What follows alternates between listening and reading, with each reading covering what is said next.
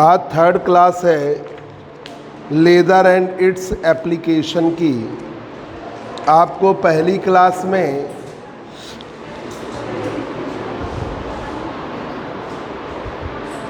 Fifth optional paper है,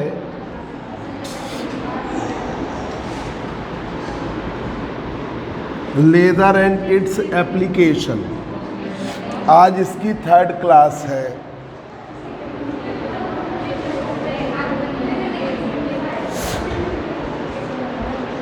fifth paper है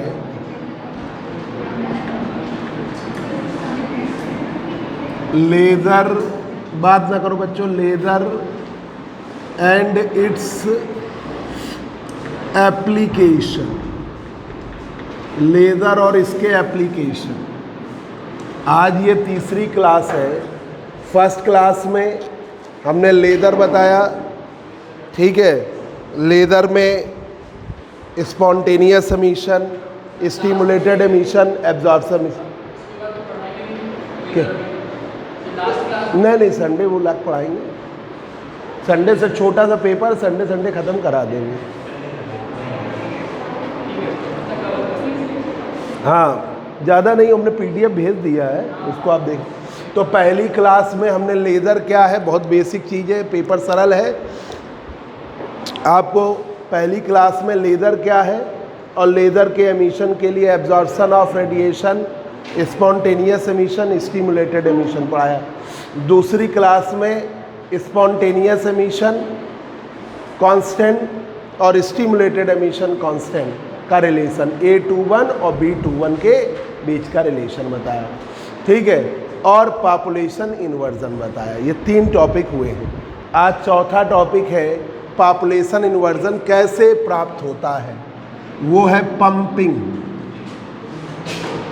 short question के लिए बहुत इम्पोर्टेंट। जो ये नया सिलेबस लगा था उसमें ये पेपर आया है, मतलब ये दूसरा साल है इस नए पे, तो इसमें मतलब लास्ट ईयर से ही ये नया सिलेबस लगा है, तो उसमें ये नए पेपर आया। नहीं तो ऑप्शनल पेपर आपका न्यूमेरिकल एनालिसिस का होता था, न्यूमेरिकल एनालिसिस और कंप्यूटेशनल मेथड, थोड़ा कंप्यूटर का पार्ट था। देखिए, अगर कोविड का विशेष कोई स्थिति फिर बन जाती है, अगर बन जाएगी तो मार्च तक कोई ऐसी स्थिति तो हो सकता है कि जल्दी है ना। वैसे सब्जेक्टिव का है एमएससी कहीं ऑब्जेक्टिव नहीं होता है।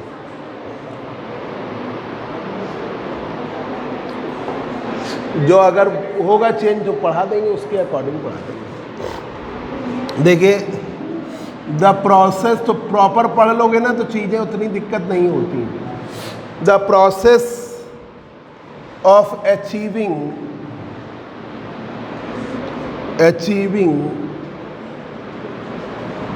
population inversion,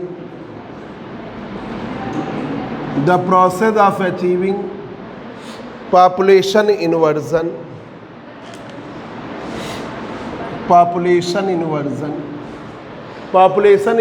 का मतलब है हायर एनर्जी स्टेट पर लार्ज नंबर में एटम्स अवेलेबल कराना। लार्ज नंबर में एटम्स हायर एनर्जी स्टेट पर अवेलेबल कराना पॉपुलेशन इन्वर्जन कहलाता है, ठीक है। और वो ज़्यादा संख्या हो, N2 पर लार्ज नंबर में एटम्स हो, वो है population. The process of achieving population inversion is called pumping. उससे हम क्या कहते हैं, पंपिंग। पॉपुलेशन इन्वर्जन अचीव करना क्या कहलाता है, पंपिंग।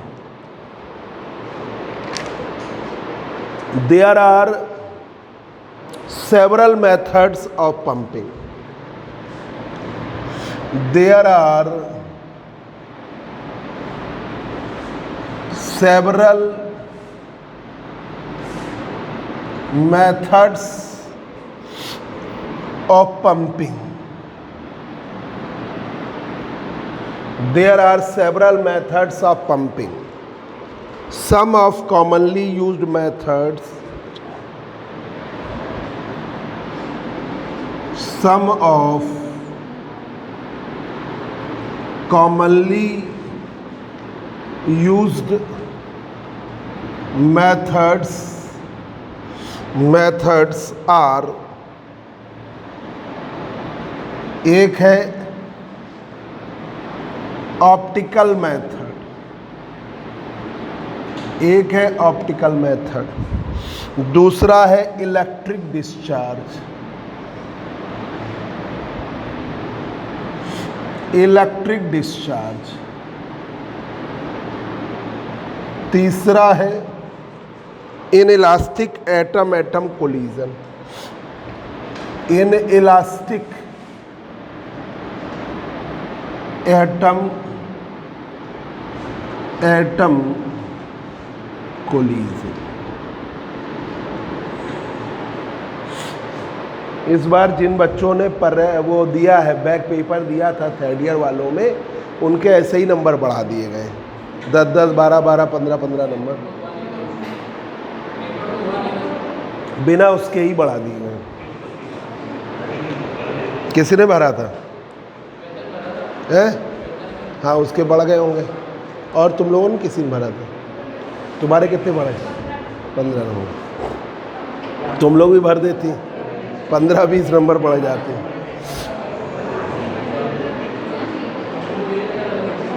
हर बच्चे के बढ़े हैं।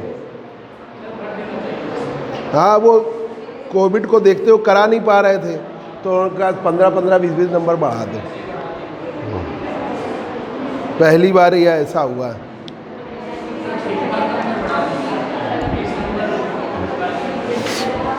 Inelastic atom atom collision. चौथा डायरेक्ट कन्वर्जन, डायरेक्ट कन्वर्जन। पांचवा केमिकल कन्वर्जन,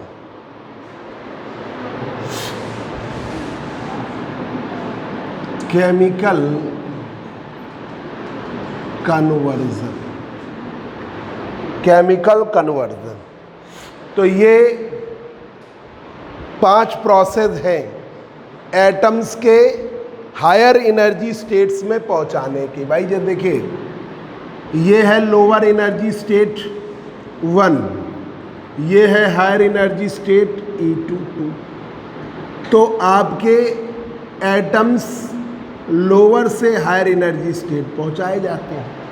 ठीक है, अब पॉपुलेशन इनवर्स, इस पर हमने माना N2 एटम है, इस पर माना हमने N1 एटम। तो N2 एटम्स की संख्या N1 से ज़्यादा करना पॉपुलेशन इन्वर्जन है। एटम्स लार्ज नंबर में हायर एनर्जी स्टेट पर क्रिएट कराना पॉपुलेशन इन्वर्जन। ठीक है, अब देखिए ये पॉपुलेशन इन्वर्जन किन किन मेथड्स हैं। ऑप्टिकल मेथड है, देखिए पहला है optical method. Optical method, if luminous energy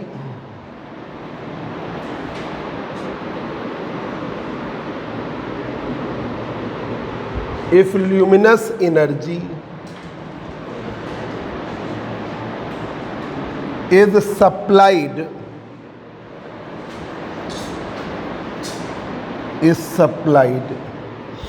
to the medium, is supplied to the medium, luminous energy supplied to the medium, medium को सप्लाई की जाती है। ठीक है, supplied to the medium for population inversion. Population inversion किसके लिए? Population inversion के लिए ल्यूमिनस एनर्जी दी जाती है पॉपुलेशन इन्वर्जन के लिए। Luminous energy supplied to the medium for population inversion, ठीक है, इज कॉल्ड, क्या कहेंगे, optical pumping, is called optical pumping, उसे हम कहते हैं ऑप्टिकल पंपिंग। जब आप ल्यूमिनस एनर्जी देते हो तो उसे हम ऑप्टिकल पंपिंग कहते हैं, उसे हम ऑप्टिकल पंपिंग कहते हैं। ऑप्टिकल पंपिंग जो है रूबी लेज़र में मिलती है, ठीक है, तो यही in ruby laser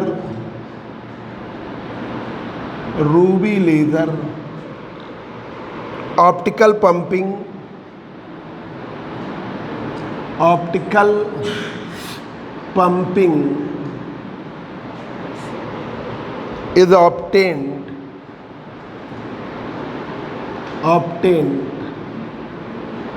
by xenon gas, xenon gas.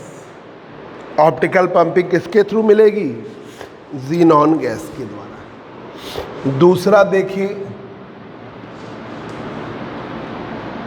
Electric discharge,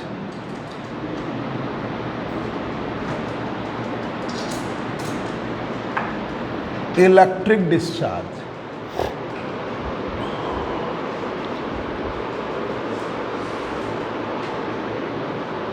the pumping by electric discharge, the pumping by electric discharge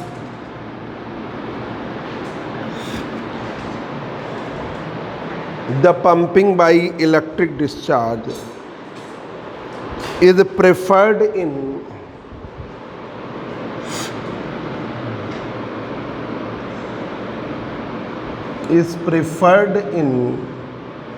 gaseous ion laser,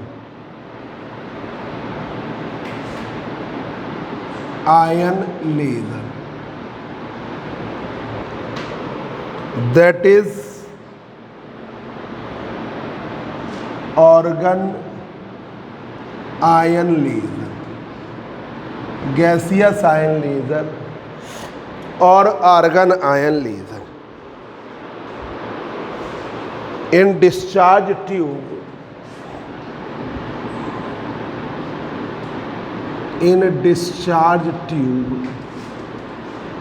discharge tube में when a potential in a discharge tube, when a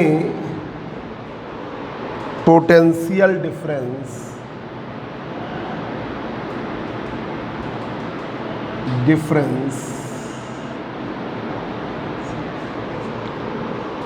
is applied between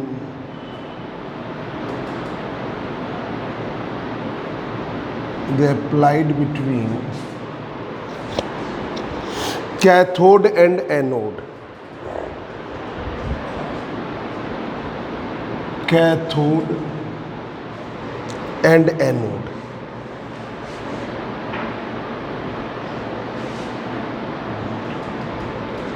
electrons collide with atom, electrons collide with atom, with atoms of the active medium, collide with the atom of the active medium, ionize the medium,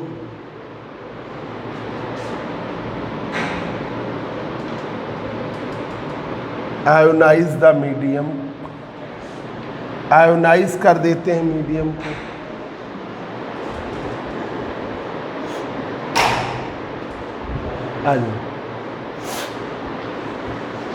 ionize the medium medium and raise it to higher energy level and raise it to the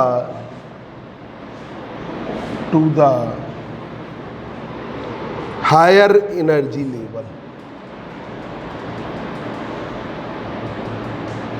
Energy level. Raise to the higher energy level.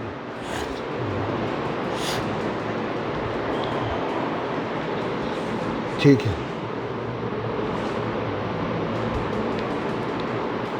This produces the such type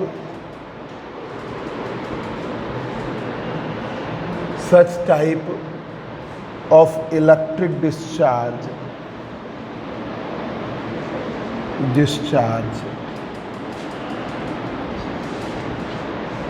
such type of electric discharge give the required population inversion.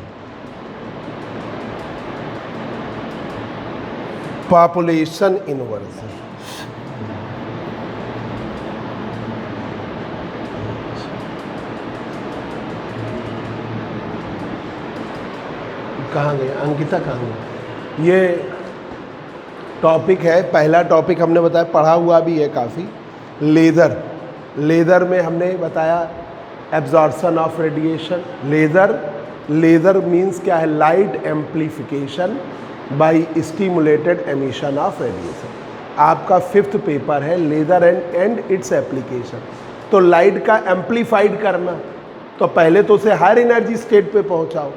ठीक है, higher energy state पे पहुंच गया तब वहाँ पर electromagnetic field लगेगी, तो उसके कारण एक एक्स्ट्रा फोटॉन एमिट करेगा. ओरिजिनल फोटॉन एमिट करेगा वो स्पॉन्टेनियस. फिर हमने A21 और B21 का रिलेशन बताया दूसरी क्लास में. पॉपुलेशन इन्वर्जन बताया.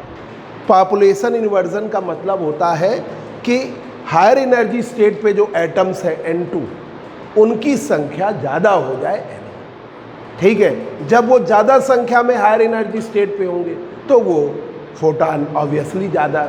अब जैसे कोई एटम है, उसने फोटॉन एब्जॉर्ब किया और वो लोअर एनर्जी स्टेट पर ही बना रहा, तो वो एक्स्ट्रा फोटॉन एमिट नहीं करेगा. हायर पे जाएगा तो हमारे लिए ये मेन है पॉपुलेशन इन्वर्जन के लार्ज नंबर में एटम्स. अब उस पॉपुलेशन इन्वर्जन को प्राप्त करने के लिए, अचीव करने के लिए पंपिंग की जाती है. ठीक है, तो पंपिंग के हायर एनर्जी स्टेट पर एटम्स को, एक पंपिंग है ऑप्टिकल पंपिंग, दूसरी आपकी इलेक्ट्रिक डिस्चार्ज की पंपिंग है, तीसरी इनइलास्टिक एटम कोलिजन की पंपिंग है, चौथी डायरेक्ट कन्वर्जन है.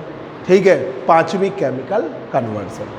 ठीक है, केमिकल रिएक्शन के थ्रू अब ऑप्टिकल पंपिंग में ल्यूमिनस एनर्जी दी जाती है, जैसे रूबी लेज़र में जीनॉन गैस से फोटॉन दिया जाता है, एटम्स एक्साइट होता है. If luminous energy supplied to the medium for population inversion is called the optical pumping. उसे क्या कहते हैं? Optical. In ruby laser optical pumping is obtained by xenon.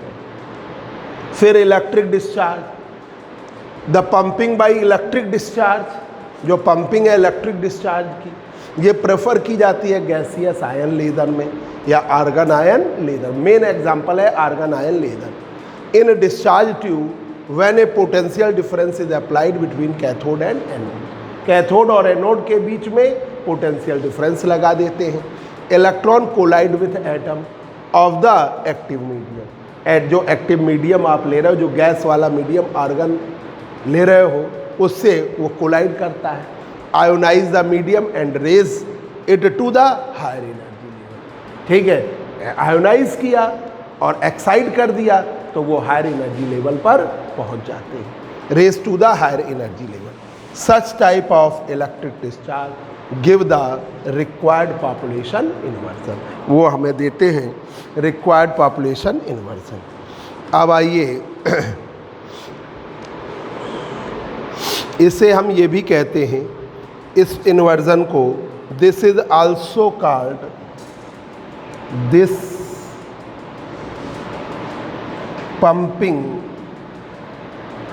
is also called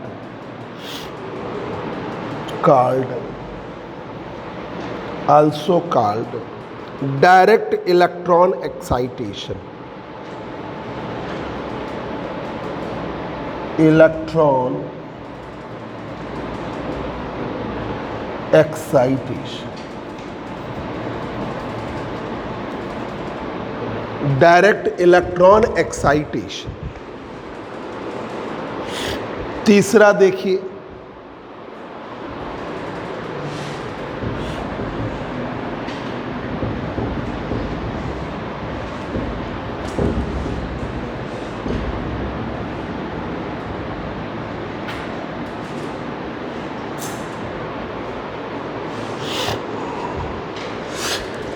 तीसरा देखिए, inelastic atom collision. Inelastic atom collision.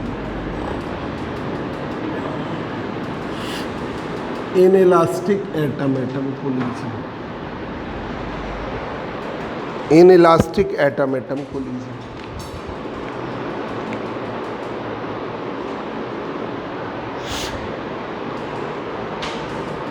in electric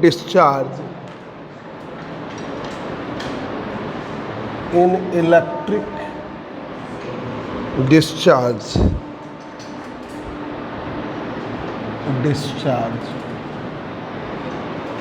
one type of atoms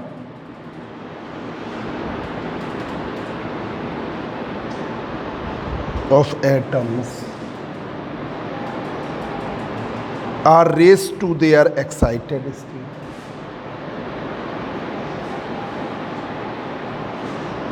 To their excited states. In electric discharge में one type of atoms are raised to their excited states. These atoms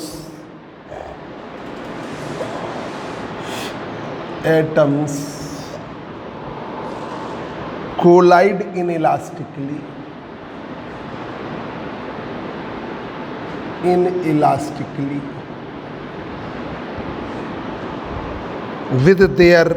with another type of atom, with another type of atom, with another type of atom, another type of atoms, दूसरे प्रकार के atoms. Such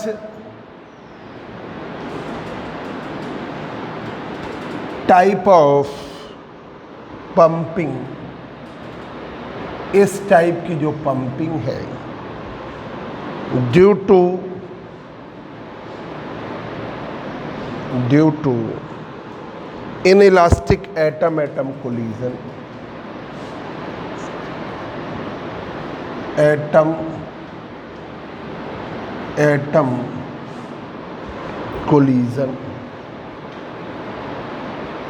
inelastic atom collision obtained in helium neon laser. ये किस में मिलती है? Helium neon laser में। In electric discharge one type of atom are raise to their excited states, वो रेस कर जाती है एक्साइटेड स्टेट्स को। These atoms collide inelastically with another type of atom. अब इलास्टिक कोलिजन में क्या होता है? इलास्टिक कोलिजन जो होता है तो kinetic energy before collision after collision क्या रहती है? सेम। इन इलास्टिक कोलिजन में चेंज हो जाता है। काइनेटिक एनर्जी का ही मेन चेंज होता है। कोलिजन के पहले की काइनेटिक एनर्जी और कोलिजन के बाद की काइनेटिक एनर्जी परिवर्तित हो जाती है। तो वो चेंज होगा तो वो एटम्स एक्साइट होकर हायर एनर्जी। तो ये इलास्टिक कोलिजन में kinetic energy same, linear momentum same, total energy same. In elastic में काइनेटिक एनर्जी वेरिएट करती है, ठीक है। तो यहाँ पे कौन सा कोलिजन है? Inelastic collision. Such type of pumping due to inelastic atom atom collision क्या करेगी? आपका collision obtained in helium neon laser. अब आइए चौथा है direct conversion. Direct conversion,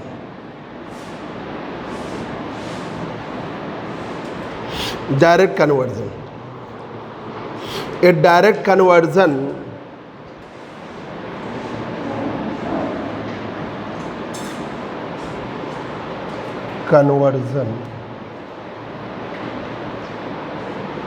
of electrical energy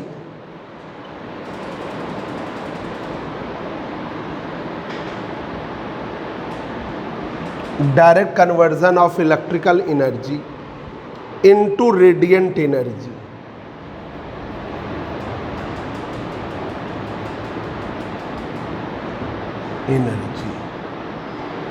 electrical energy into radiant energy occurs in LED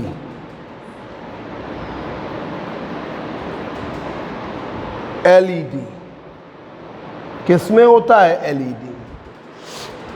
direct conversion होता है LED, direct conversion. ये आपका यही कन्वर्जन सेमीकंडक्टर लेजर में भी होता है।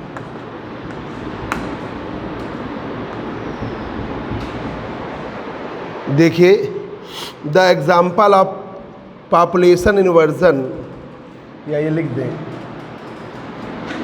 सच टाइप ऑफ पंपिंग, इस टाइप की pumping is also exist in semiconductor laser. इस टाइप की पंपिंग किसमें भी होती है? सेमीकंडक्टर लेजर में भी होती है। सेमीकंडक्टर लेजर में भी इसी टाइप की पंपिंग है। अब आइए केमिकल कन्वर्जन। सेमीकंडक्टर में तो पॉपुलेशन इन्वर्जन आपको लगातार अचीव होती रहती है।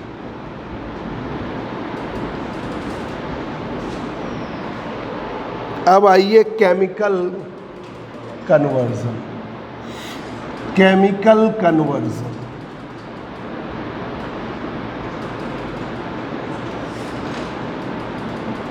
Chemical conversion in a chemical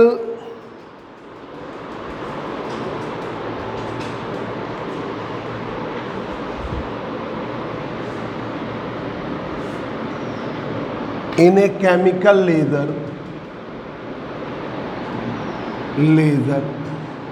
जैसे CO2 laser, CO2 laser energy comes from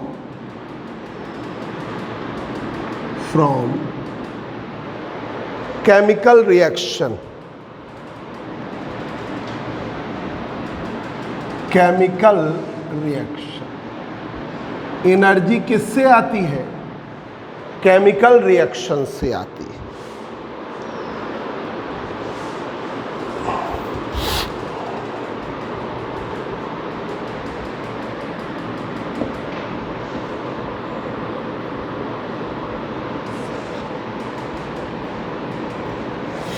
देखिए, for example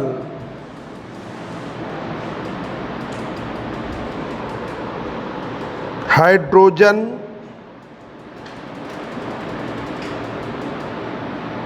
can combine with fluorine with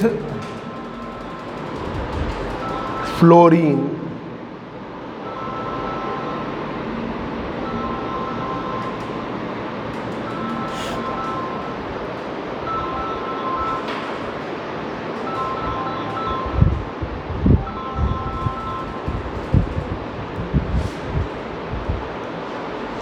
combined with fluorine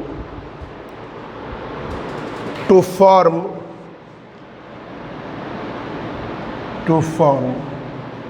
hydrogen fluoride.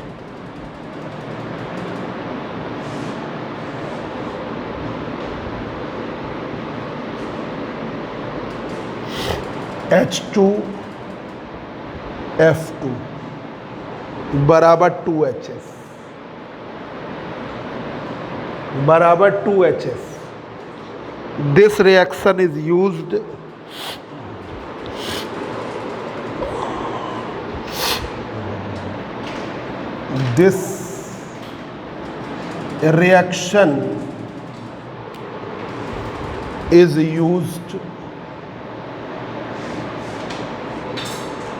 to pump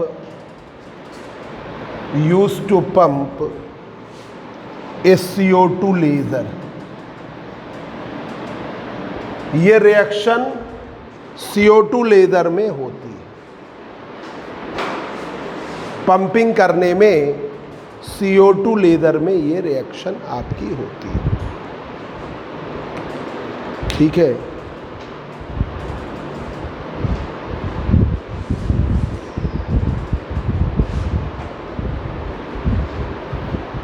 अब आइए बच्चों, मेटास्टेबल एनर्जी स्टेट क्या होता है, ये एक इम्पॉर्टेंट क्वेश्चन है यहाँ के लिए, ये शॉर्ट के लिए. पंपिंग लॉन्ग में भी आ सकता है और कोई भी इसका एक एक चीज पूछी जा सकती है.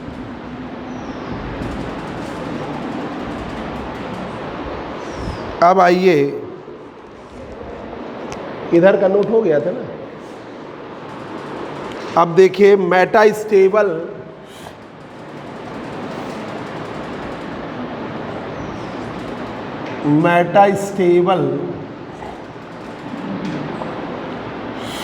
Energy state.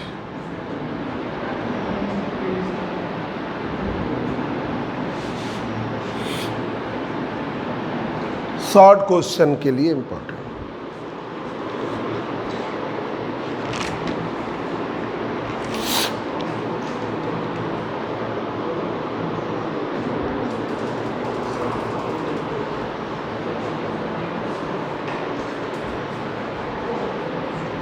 जैसे ये है लोअर एनर्जी स्टेट E1 या ग्राउंड स्टेट है, ये है आपका short lived energy state E3, ये है आपका ग्राउंड स्टेट या लोअर एनर्जी स्टेट. ये है आपका short lived energy state. Lived energy state, short lived energy state. इसके बीच में है, ये है आपका metastable energy state. Atom excite हुआ,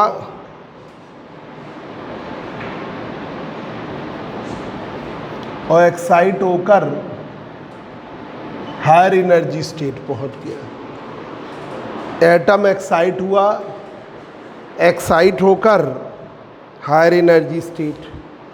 अब थोड़ा बहुत अंतर होता है, पर अप्रॉक्सीमेट 10⁻⁻8 सेकेंड बाद, बहुत कम टाइम के बाद, वो सब्सटेंस टू सब्सटेंस थोड़ा बहुत वेरिएट करता है, पर एक अप्रॉक्सीमेट 10⁻⁻8 सेकेंड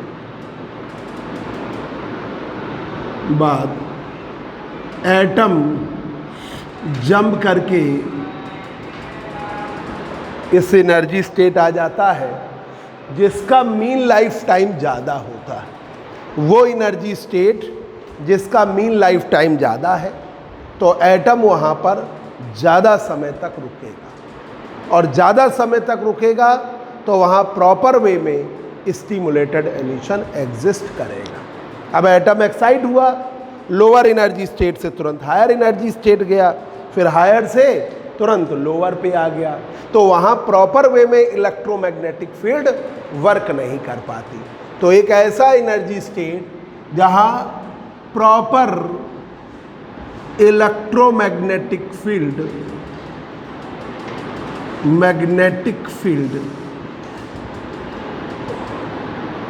एटम पर वर्क करेगी, जिसका मीन लाइफ टाइम ज़्यादा होगा,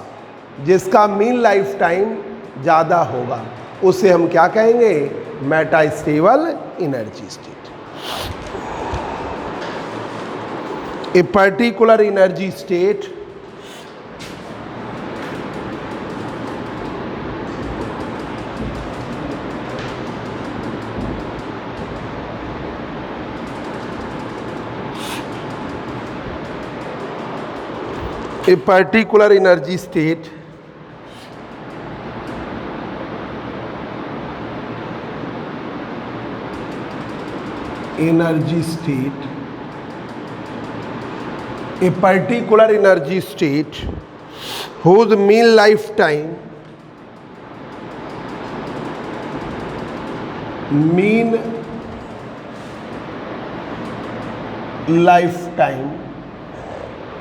whose mean lifetime is larger than other energy state,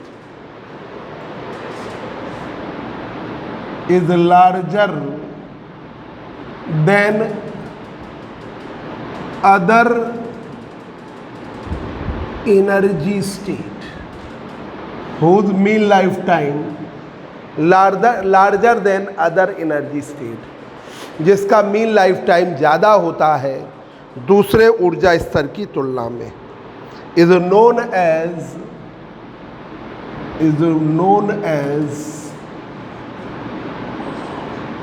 metastable energy state, a particular energy state whose mean lifetime is larger than other energy state. कोई भी भाई वो तो शॉर्ट लिव्ड की, इसकी तो मतलब ही नहीं है। जो दूसरे एनर्जी स्टेट है उनसे ज़्यादा मीन लाइफ टाइम होता है तो उसे हम क्या कहते हैं? Metastable energy state. भाई ये आइंस्टीन ने इमेजिन किया था, ठीक है, कि भाई जैसे एटम है, एटम का टाइम पीरियड तो बहुत कम है, हायर एनर्जी स्टेट में शॉर्ट लिव्ड एनर्जी ले, तो वहाँ पर इलेक्ट्रोमैग्नेटिक फील्ड वर्क नहीं कर पाती, क्योंकि अंतर भी तो है। ये वाली लाइट और रूबी लाइट या रूबी लेज़र की लाइट या कोई भी लेज़र की लाइट में क्या डिफरेंस? इसमें जितना एक्साइटेशन में एनर्जी लगी लगभग वही एनर्जी एमिट होती है यहाँ प्रॉपर। पर यही रूबी लेज़र हो, हीलियम नियॉन लेज़र हो, तो वहाँ पर क्या होता है? इलेक्ट्रोमैग्नेटिक फील्ड प्रॉपर वर्क करती है। इलेक्ट्रोमैग्नेटिक फील्ड प्रॉपर वर्क करेगी तभी वो स्टिमुलेटेड एमिशन देगा। तो लाइट का एम्प्लीफिकेशन स्टिमुलेट, और अगर जैसे मेटास्टेबल एनर्जी स्टेट नहीं है जिनके में वो स्थिति नहीं बन रही है तो वहाँ पर आपको ऑर्डिनरी लाइट मिलती है। पॉपुलेशन इन्वर्जन वर्क नहीं कर पाता। पॉपुलेशन इन्वर्जन के लिए हायर एनर्जी स्टेट पर जाए और टाइम भी हो जहाँ वो प्रॉपर वे में रुके, लॉन्ग टाइम लाइफ टाइम उसका लार्ज हो, रुकने का मीन लाइफ टाइम लार्ज हो, तो उसके लिए यहाँ पर ये वही सब्सटेंस है लिए गए हैं जिनमें ये स्थिति बनी है। जैसे रूबी लेदर में हाँ एटम में ये स्थिति है, तभी अंदर देख तो कोई नहीं सकता, इमेजिन नहीं कर सकता। उस थ्योरी को अभी तक तो कोई चैलेंज किया नहीं है। तो ये आइंस्टीन की थ्योरी है। एटम आइंस्टीन है, जैसे आप रूबी लेज़र लेते हो तो क्रोमियम आयन होते हैं। एल्युमिनियम Al2O3 की रॉड है जिसमें Cr2O3 मिला दिया, तो क्रोमियम के आयन में ये प्रॉपर्टी है तो वही दे पाता है। ठीक है, हीलियम नियॉन में हीलियम की प्रॉपर्टी है। और नियॉन क्यों लिया गया? क्योंकि जो हीलियम का मेटास्टेबल एनर्जी लेवल है और हीलियम का नियॉन का जो ग्राउंड स्टेट है, दोनों एक दूसरे से मैच करते हैं। तो वो तो वैसे ही हीलियम लोअर से हायर पे गया, हायर से जंप करके मेटास्टेबल पर गया। अब जब वो एमिशन करेगा तो एमिट करके नीचे आएगा, तो थोड़ी कॉन्टिन्यूटी ब्रेक होती है, उतनी ज़्यादा कॉन्टिन्यूअस लेज़र बीम नहीं हो पाती। नियॉन उस लेवल की एनर्जी प्रोड्यूस करता रहता है, तो जिससे मोर कॉन्टिन्यूअस लेज़र बीम आती है। ठीक है, तो जो भी अब लेज़र में पढ़ोगे सब्सटेंस वही लोगे जिनमें ये मेटास्टेबल एनर्जी स्टेट होगा। ठीक है, देखिए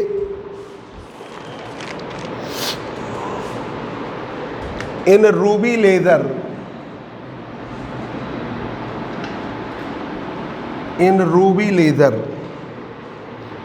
Cr ion, chromium ions are excited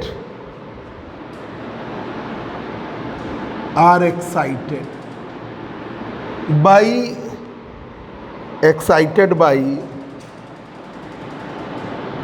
optical pumping,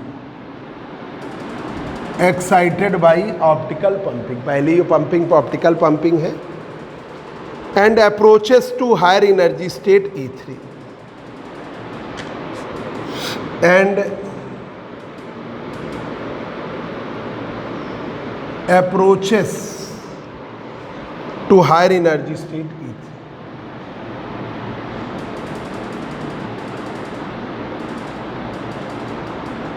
energy state E3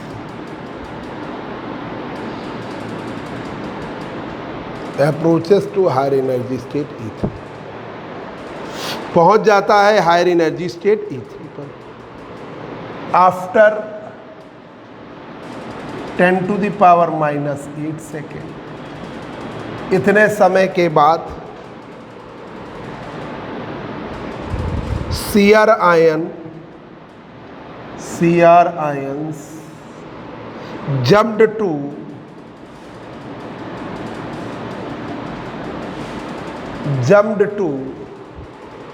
metastable energy state,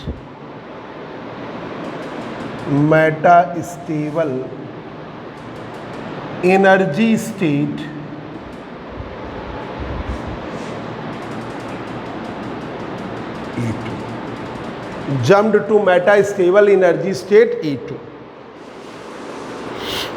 E2 without emission of radiation।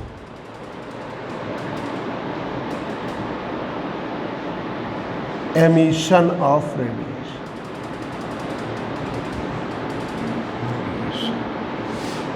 without emission of radiation।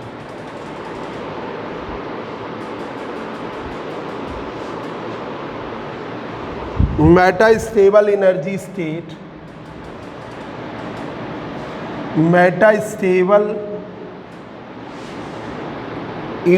state, E2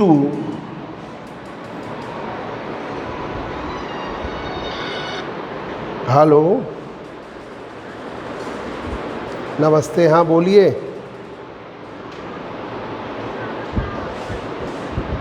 हाँ तो कल भेजिए, करवा देंगे।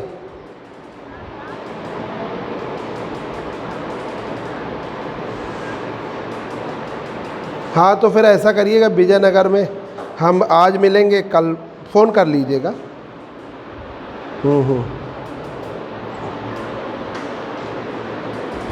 अभी हम देख के बताते हैं क्या है, प्रॉस्पेक्टस में है। अभी देख के बताते हैं, अभी फ़ोन करेंगे आपको, ठीक है।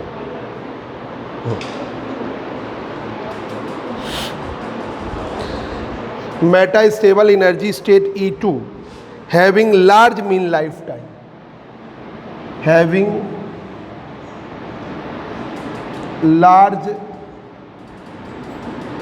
mean lifetime having large mean lifetime, so that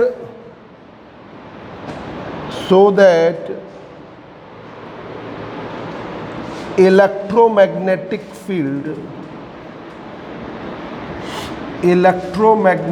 field properly acting on the CR ions, properly acting on the CR ions, proper way में वर्क करेगी CR ions,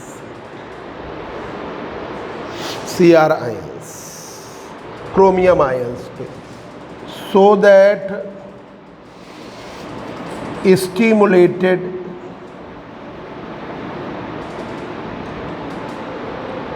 and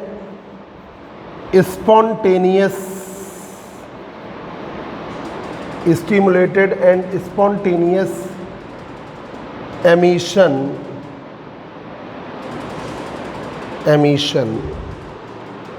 are exist.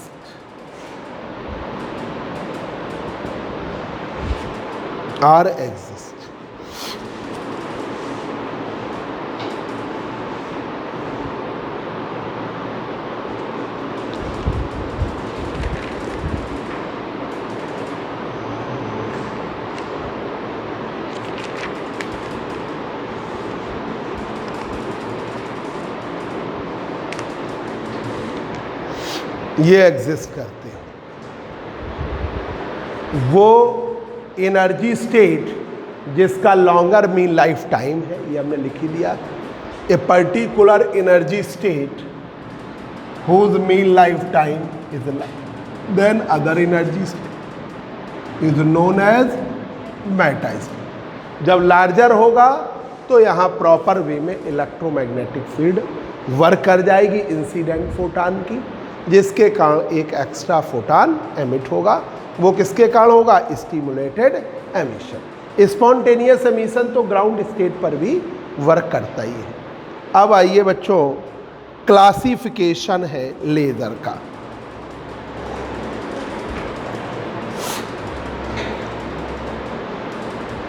Note हो गया ना?